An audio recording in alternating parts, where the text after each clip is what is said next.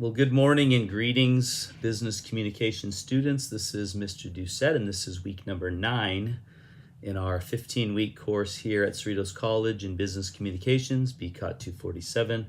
And this week we're going to be looking at negative messages, which is really a pretty exciting topic. And we're going to be introducing something brand new called a buffer. And a negative message should always use a buffer, and it should also always follow the indirect strategy. And so we talked about the indirect strategy a few weeks ago. This is where you always hold off on the bad news or even the main idea of a message until after you've given all the reasons for what you're about to ask or what you're about to disclose.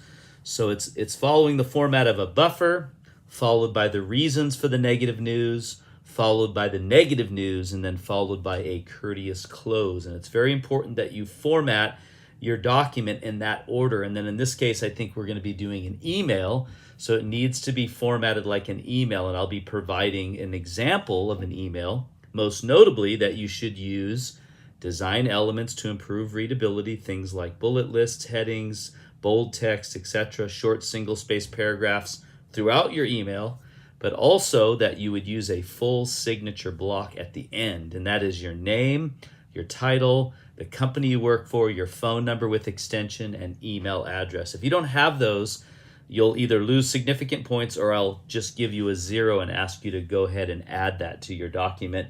So that's what we'll be looking at. I'm going to go ahead and enter our class here. So let me go ahead and share my screen. There we go. And here I am in our class. We're in module number 2 for just a couple of more weeks, and we'll be doing another exam. So I'm going to go ahead and select that. We're now in week number 9. Last week you had, again, a check-in assignment. We talked all about memos, so I'm really looking forward to reading your memos and looking at those. Hopefully you formatted them like a memo, and hopefully you used many design elements to improve readability. What I mean by that is you should always use single-spaced short paragraphs separated by spaces. You should have headings, you should have bullet lists, you should have bold text. A business document should not look like a letter, it should not look like an essay, it should not look like it should not look like a wall of text. It should be little chunks of information with a lot of design to them to really grab the attention and eye of the reader. So make sure you do that. If not, you will be continuously marked down until you kind of get that. That's what I'm looking for. So this week, moving into then week 9, you have your check-in assignment for week number 9, which is going to be on chapter 7, which is negative messages. Again, you have the PowerPoint, you have a quiz, and then we're going to be continuing our discussion post on the do's and don'ts of business writing. And I did do a video on business writing, and it is available. I sent it to you in email. It's also, I believe, available in this assignment. Let me see if it's here. I'm not sure if I posted it in here or not. I think I may have. So I did right here, Zoom session on business writing. I did a section here on how to format a document or a memo. So make sure you format your documents correctly and make sure you watch my video. If you've not watched it yet, you're going to continue to get low scores until you apply what I teach in the video. But either way, make sure you watch that. So that's going to be your discussion post. And then, by the way, I do kind of give you the do's and don'ts of business writing in the video. So make sure you check that out. And then you're going to be doing your third writing assignment. This is a negative news email. So again, it's going to be delivering negative news.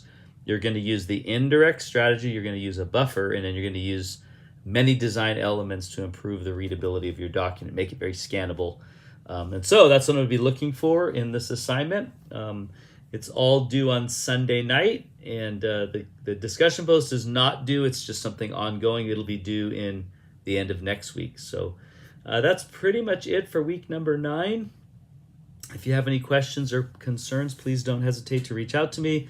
I'm available during my office hours on Monday or Tuesday from 12:30 to 1:30. And so if you want to meet me there, nobody ever comes in there. I'm always there waiting for one of you to log in to discuss something with me, but nobody ever does. So that's fine. It makes it easy on me, but I'm more than happy to meet with you and talk about your assignments and talk about your presentations. And by the way, I did grade all of the presentations, individual presentations that were submitted. If yours is not graded, it's because either A, you didn't submit anything yet, or B, you did, but you did not view and comment on other students' presentations, and that's the requirement for me to grade yours, so make sure you do that. Also, I did grade all of the digital channel assignments, and I think the main thing that I saw there was practically nobody used any design elements to improve the readability of their blog. I provided 2 sample blogs, and most people's blog didn't look anything like the samples I provided. They did the good job in having a catchy title. They did a good job on having a graphic, but they did not do anything to the paragraph of text. It didn't look anything like either one of the blogs I provided. So make sure you can go back and edit any writing assignment that you want at any time. So you're welcome to do that if you want.